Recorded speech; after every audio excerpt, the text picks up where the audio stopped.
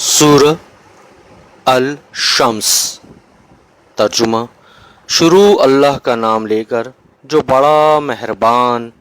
نہایت رحم والا ہے۔ سورج کی قسم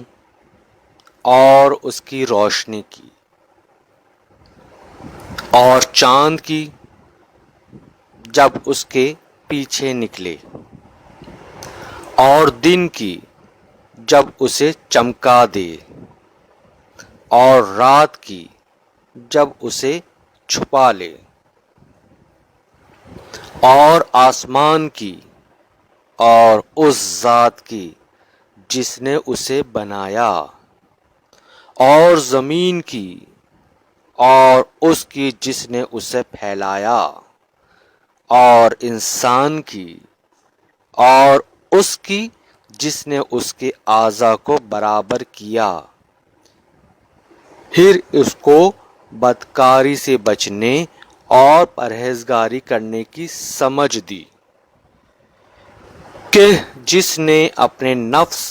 یعنی روح کو پاک رکھا وہ مراد کو پہنچا، اور جس نے اسے خاک میں ملایا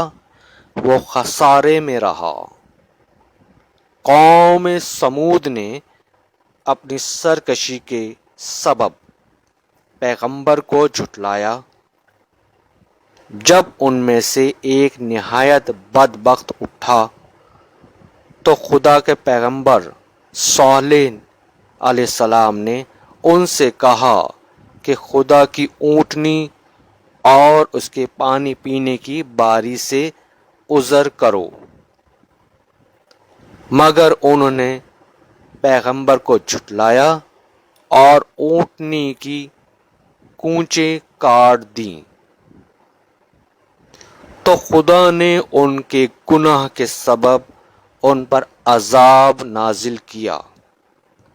اور سب کو ہلاک کر کے برابر کر دیا، اور اس کو ان کے بدلہ لینے کا کچھ بھی ڈر نہیں۔